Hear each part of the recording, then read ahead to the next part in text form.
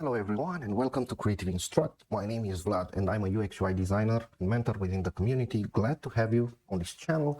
In today's episode, which is an overview, I'm going to talk about some of the acronyms software design specialists use.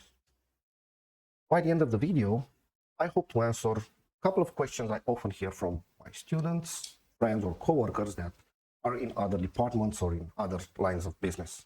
Let's start by looking at the list of questions. Number one on my list, what is the UI? Number two, what is the UX?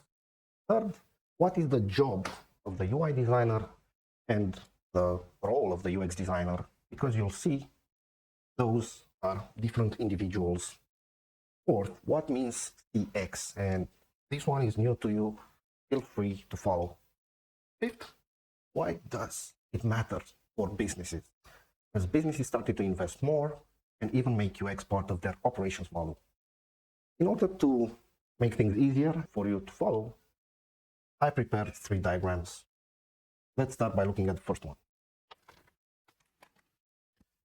Okay, in the first diagram, we have on the left the UI, which stands for user interface, and on the right, user experience. The interface is that part of any mobile app, website, or desktop app. You can actually see, read, look at it, observe, and interact with it somehow.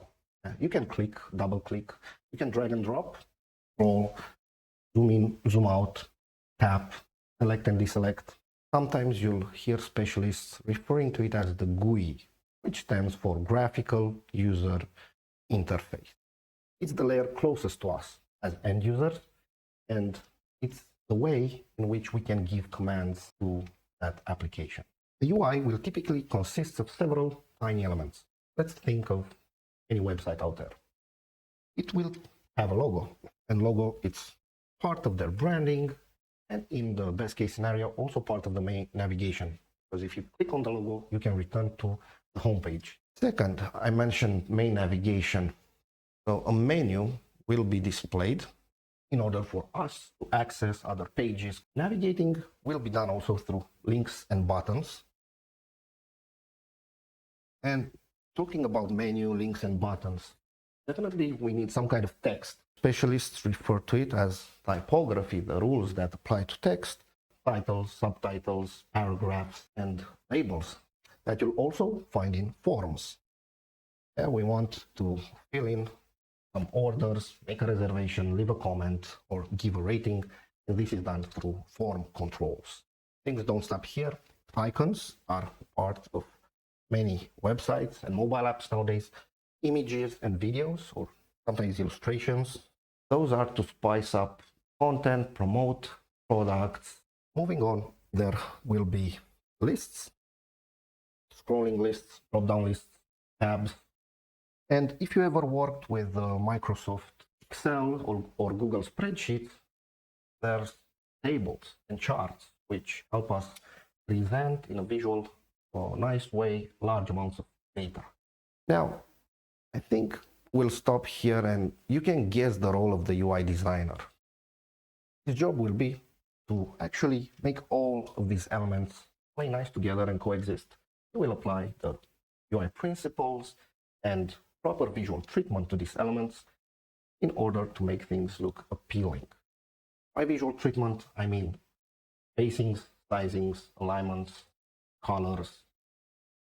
At the end of the day, people are likely to interact more with your application if it looks good. Okay, so if the UI is clear because it's visible for everyone to see, let's try to clarify a bit the experience, because the definition you're going to find that on the internet is that UX is how it works and how it feels. I know it sounds a bit more abstract, but let's dive into it together.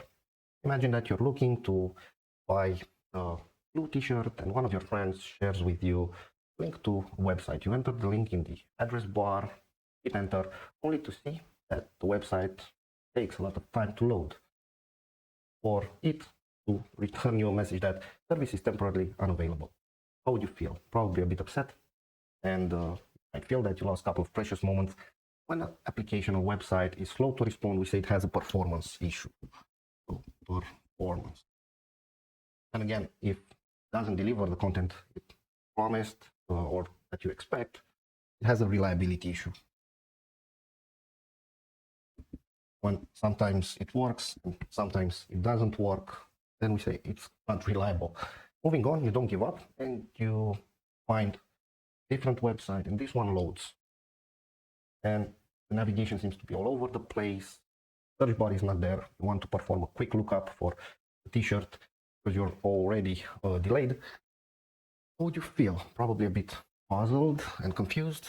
And this time the problem lies on the information architecture level.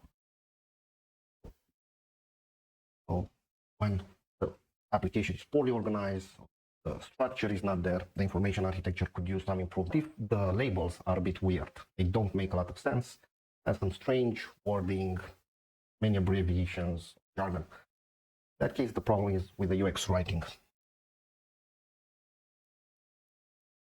On the other side, let's say that you found a t-shirt only to see that the price is really small, tiny fonts.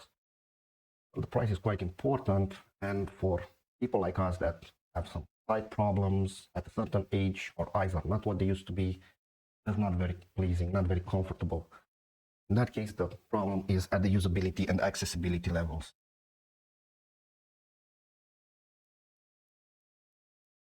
As another example, imagine the website would be in language that you don't understand, maybe in Chinese or Arabic. In that case, again, it's not usable. You cannot actually use that website to place an order, and the problem will be with the localization, the internationalization. Localization points back to the usability. In the end, you add this blue t-shirt to your shopping cart and decide to proceed to checkout, only to see some other animations rolling in from left to right, top to bottom, promoting you other products on this website. Well, you'd feel, again, probably delayed. That wasn't called for. And in that case, the problem is with the interaction design. Interaction design. They need to revisit the flows and reconsider the animations. Also, part of interaction design is the error handling.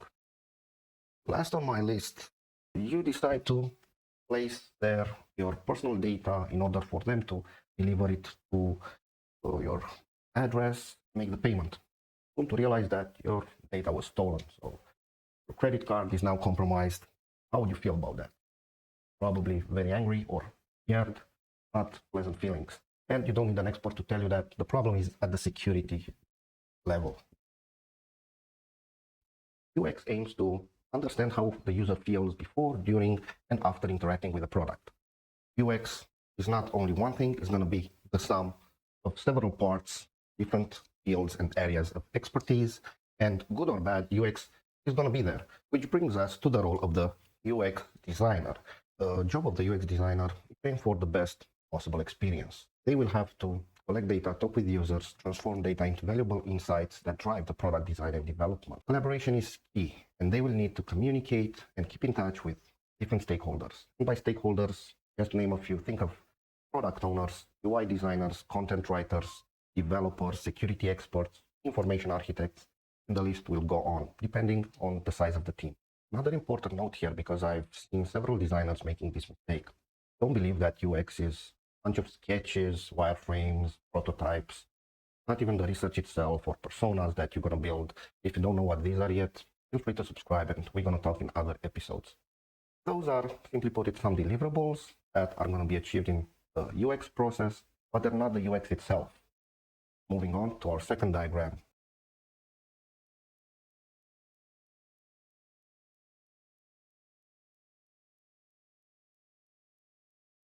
Same diagram as before, UI and the UX, we have them here, but only zoomed out.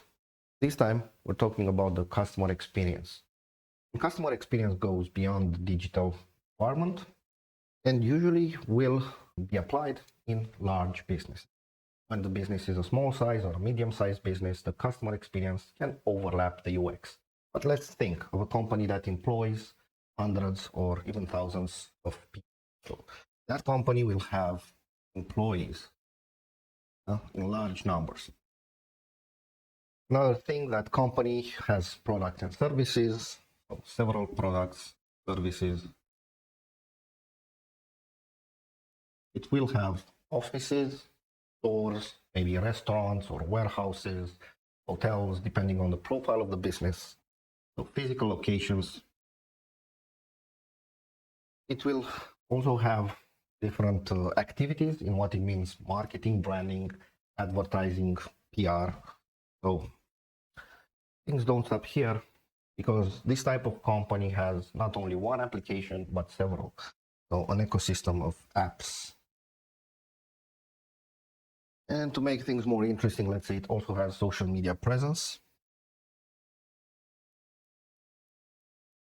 What customer experience will try to understand, monitor, is the dialogue at every touch point and communication channel the company has with its potential or existing users. Some of the typical questions customer experience tries to answer: did the existing customers or potential customers engage with our employees? Had they been contacted by sales representatives, or did they come for help to our technical support? Did they experience any product or service that we have out there in the market? Would they recommend it to family and friends? Why or why not? Had they visited any of our stores or any of our offices? What do they think about our latest marketing and ads campaign? Talking about apps, did they install any of our applications on their mobile phone? Did they make an account with our web platforms? Social media, do they engage with our content? Do they share our content? Do they leave comments on other forums about us or about our products and services? All of these are interconnected, and customer experience will try to answer in order to be clear on the level of engagement and satisfaction potential customers and existing customers have with this company. Last diagram, it's a bonus, where we try to see where the UX actually stands in the business landscape. Where exactly UX would play a role in the business landscape? Let's start by checking out this diagram that some of you probably know from economy books. If I have here on the left side the people, which are our users and in the end users that we want to transform into customers, or people. And on the right side we have the business.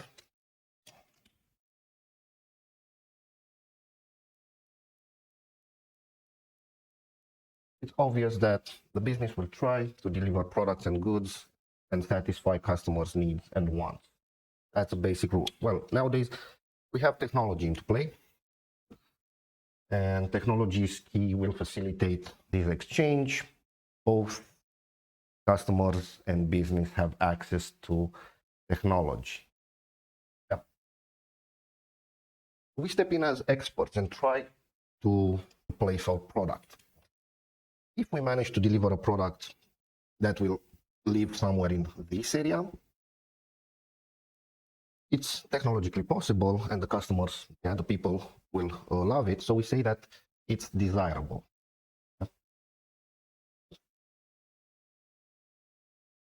But on the other hand, the business will have no interest in investing in that kind of product because it might not make any return. So definitely it won't be able to pay its employees or stakeholders. Now, let's say that we manage to develop a product that will live in this area. That means the business will invest. The technology is there, so it's possible to do this kind of product, but the people won't find it appealing. They won't like it. They won't find it useful. But when the product is here, we say that it's viable. So from the point of view of business, that would be a success. Now, let's say that there's a product that would be somewhere down here, meaning in this area. So the people would love it. The business would actually invest and be happy with the return on investment. But technologically, it's hard to make, or simply put it, the technology at that moment is not there in the market. In that case, we need to see if the product is feasible. It's a problem of feasibility. Ideally, we should try, as UX specialists and experts, to make a product that will live here. So that's where the UX comes into play. And it will always try to balance, these three coordinates, these three dimensions: the needs and wants of the people, the scope of the business, and the available technology. That's all for today. Thank you for watching, everyone, and congrats if you managed to reach this far. In the next episode, we're going to talk about UX processes. So if you think of building up new skill sets, developing your knowledge further, feel free to subscribe. I'll see you there.